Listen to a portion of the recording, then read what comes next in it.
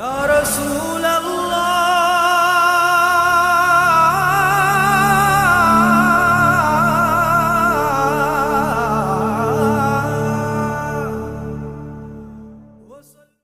نحمده ونصلي على رسوله الكريم أما بعد فقد قال الله تعالى في كلامه القديم والفرقان المجيد أعوذ بالله من الشيطان الرجيم بسم الله الرحمن الرحيم الذين قال لهم الناس إن الناس قد جمعوا لكم فاخشوهم زادهم إيمانا وقالوا حسبنا الله ونعم الوكيل آمنا بالله صدق الله مولانا العلي العظيم اللهم صل على سيدنا محمد طب القلوب ودوائها وعافية الأبدان وشفائها ونور الأبصار وضيائها وعلى آله وصحبه وسلم.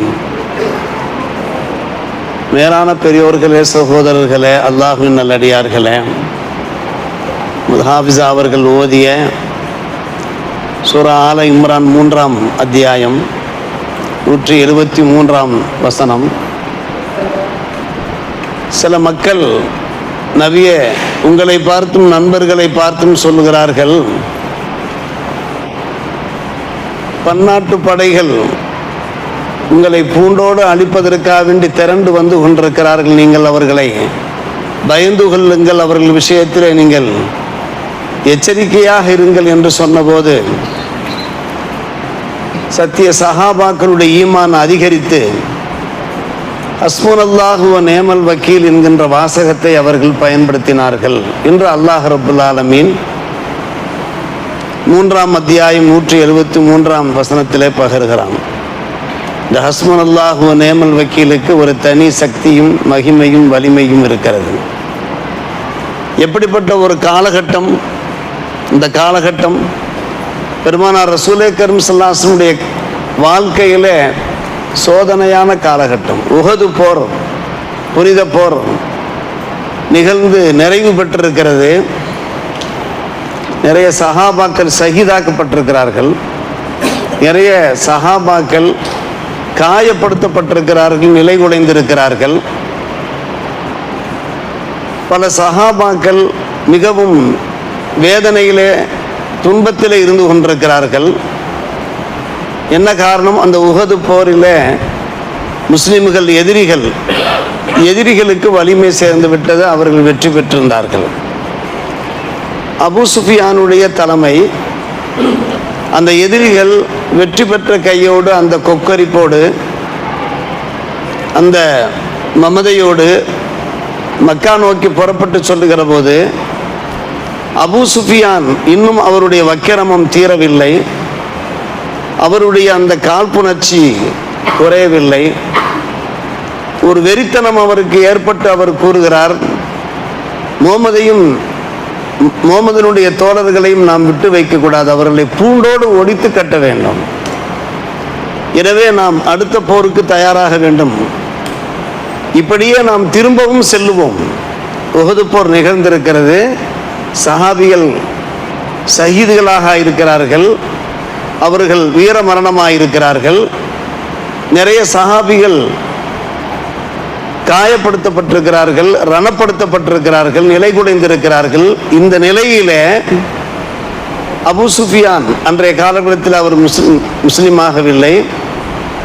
அவருடைய தோழர்களுடைய அந்த எண்ணத்தை பாருங்கள், முஸ்லிம்களை விட்டு வைக்கக்கூடாது, இஸ்தீசால் பூண்டோடு அவர்களை ஒழிக்க வேண்டும், அழிக்க வேண்டும்.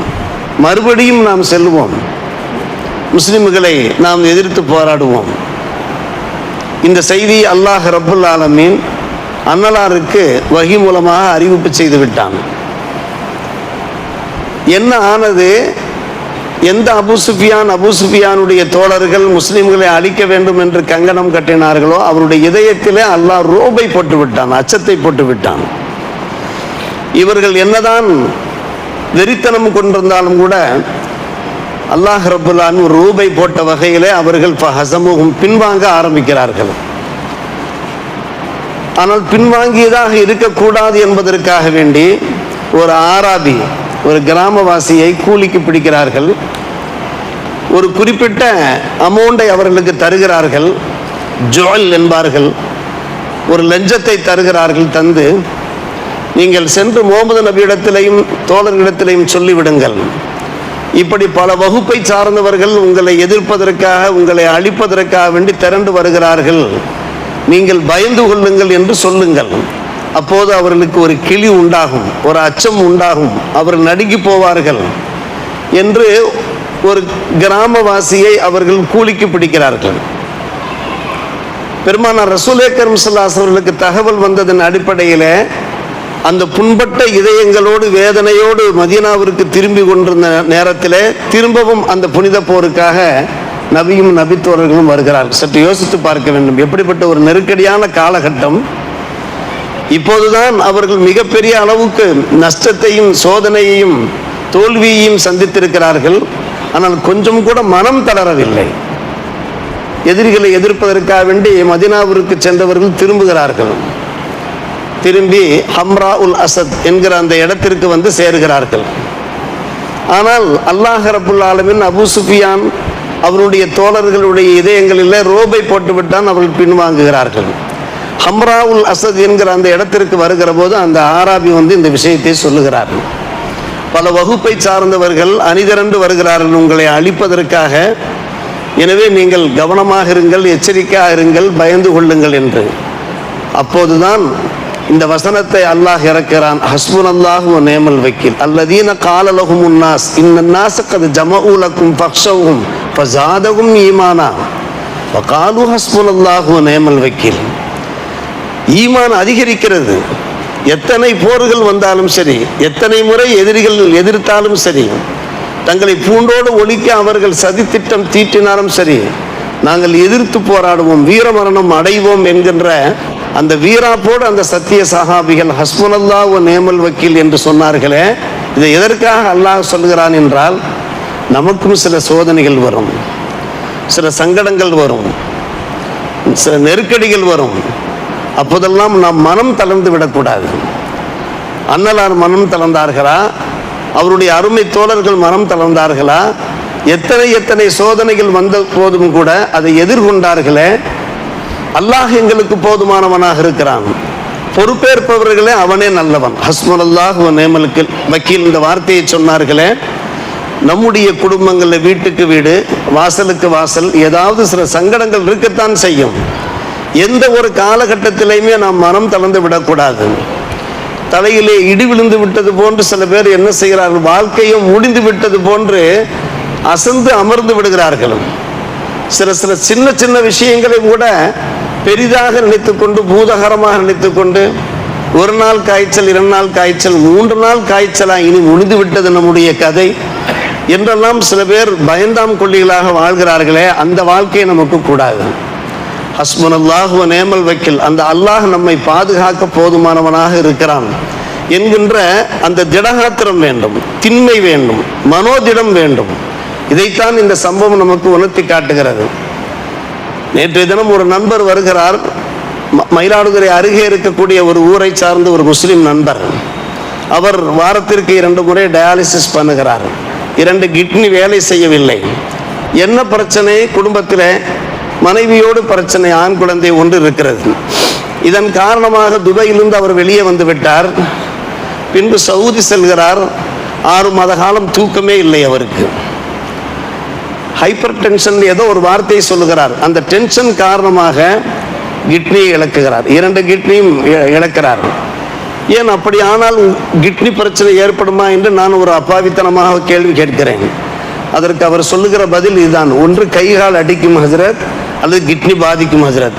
இதனுடைய விளைவை நான் சந்தித்து கொண்டிருக்கிறேன். இள வயசு அருமை சகோதரர்களே, பெரியவர்களே, மூளையிலே போட்டு ஒவ்வொன்றையும் குழப்பிக் கொள்கிற போது நம்மை நாமே பாதிக்க செய்கின்றோமே, யோசித்து பார்க்க வேண்டும்.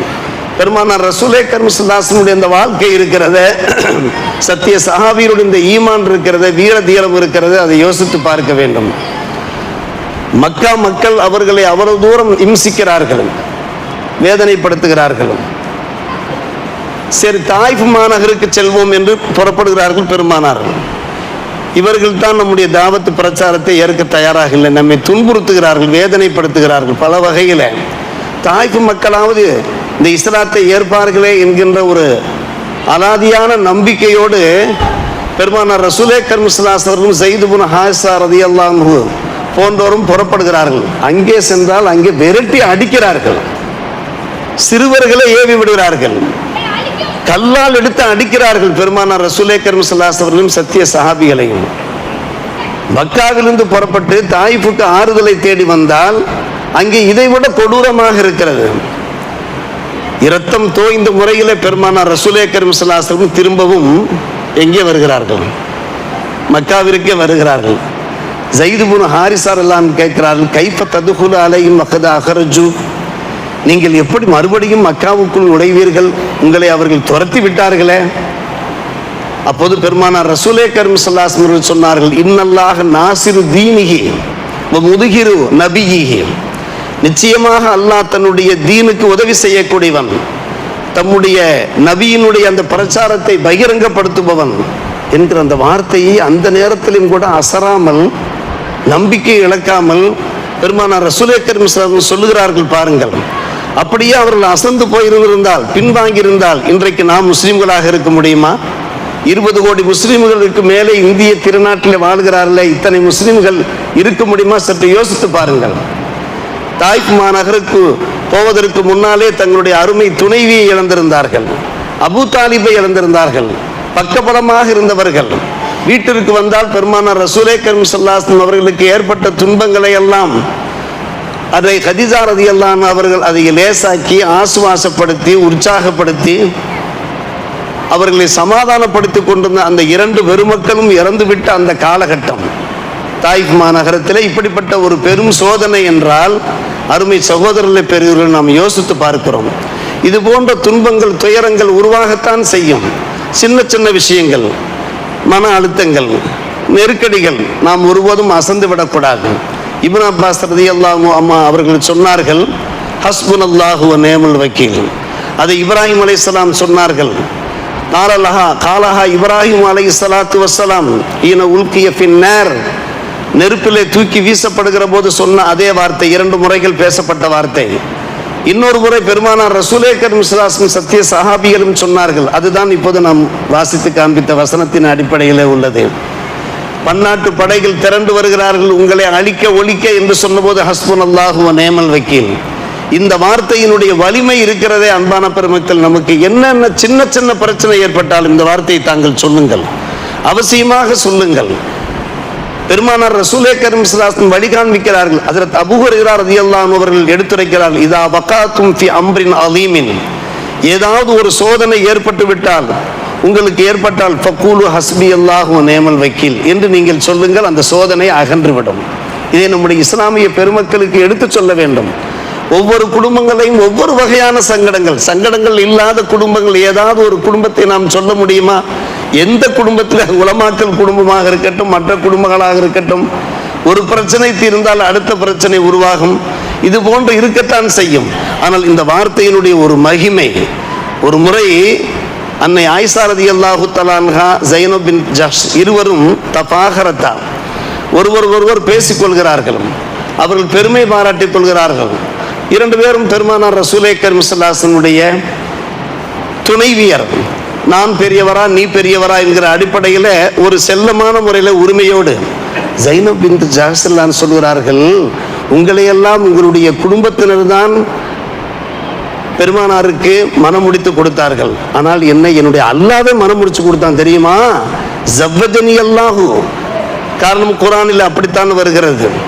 குர்ஆனில் எப்படி வருகிறதுனா ஜவ்வஜ்னாகஹா என்று வருகிறது. அல்லாஹ் ரப்புல் ஆலமீனே ஸைனப் பின்த் ஜஹ்ஷ் ரலியல்லாஹு, அது ஒரு நீண்ட வரலாறு, நேரம் சுருக்கம். எனவே எனக்கு பெருமை அதிகமாக்கும், அல்லாஹ்வே எனக்கு கல்யாணம் முடிச்சு கொடுத்தான், உங்களையெல்லாம் பெருமானாருக்கு உங்களுடைய ஃபேமிலி, அஹாலி என்பார்கள் ஃபேமிலிக்கு, உங்களுடைய குடும்பத்தினர் தான் நிக்கா முடிச்சு கொடுத்தார் என்று சொன்னபோது, அப்போது அன்னை ஆயிஷா ரலியல்லாஹு அன்ஹா அவர்கள் என்ன சொன்னார்கள் தெரியுமா? சரி, ஓகே, நீங்க சொல்வதை நான் ஏற்றுக்கொள்றேன், ரொம்ப சந்தோஷம்தான். ஆனால் என் மீது இந்த மதீனத்து முனாஃபிக்குகள் இஃப்கு பண்ணிய போது, இட்டு கட்டிய போது, சஃப்வான் இப்னு அந்த முஅத்தல் என்பவரோடு என்னை இணைத்து பேசிய போது, ஒரு நேரம் ஒரு ஆயிஷா ரலியல்லாஹு அன்ஹா அவர்களுக்கு ஏற்பட்ட ஒரு சோதனை, அந்த அந்த நேரத்தில் அல்லாஹ் ரப்புல் ஆலமீன் 13 வசனங்களை இறக்கி சூரத்து நூறிலே, நான் தூயவள் என்று அல்லாஹ் என்னை மெய்ப்படுத்தினானே, நான் பரிசுத்தமான பெண்மணி என்று, நான் சாதாரணமான பெண் என்று நீ நினைத்து கொண்டாயா, என் சம்பந்தமா அல்லாஹ் 13 வசனங்களை இறக்கி இருக்கிறானே என்று சொன்னபோது மடங்கி விட்டார்கள். ஸைனப் பின்த் ஜஹஷ் ஃபஸல்லமத், மடங்கி விட்டார்கள். கேட்டார்கள், என் அன்பு சகோதரி, அக்கா தங்கச்சிகள் தானே, பெருமானாருடைய துணைவியாரெல்லாம் அக்கா தங்கச்சிகள் என்று தானே சொல்லிக் கொள்வார். என் அருமை சகோதரியே, உங்களுக்கு அப்படிப்பட்ட ஒரு மன உளைச்சல், சாதாரணமான ஒரு மன உளைச்சல் அல்ல. இப்ப ஆயிஷா ரலியல்லாஹு அன்ஹா அவர்கள் மீது அபாண்டமான முறையிலே அவதூறு சொல்லப்பட்ட அந்த காலகட்டத்திலே இரவு பகலாக ஆயிஷா ரலியல்லாஹு அன்ஹா அவர்கள் அழுது கொண்டு அல்லாஹ்விடத்தில் மன்றாடி கொண்டிருந்தார்கள். அவ்வாறு அந்த நிலைமையிலே நீங்கள் என்ன சொல்லிக் கொண்டிருந்தீர்கள், என்ன அல்லாஹ்விடத்தில் என்ன பேசிக் கொண்டிருந்தீர்கள் என்று சொன்னபோது, ஹஸ்பி அல்லாஹ் நேமல் வக்கீல் என்று பேசினேன். ஆஹா, அருமையான வாசகமாயிற்று. அந்த வாசகத்தின் பரக்கத்து தான் அல்லாஹ் 13 வசனங்களை இறக்கி உங்களை பரிசுத்தப்படுத்தியிருக்கிறான். இது கலிமத்துல் மூமினின் என்றார்கள். எல்லா மூமின்களும் சொல்ல வேண்டிய வாசகம் என்றார்கள்.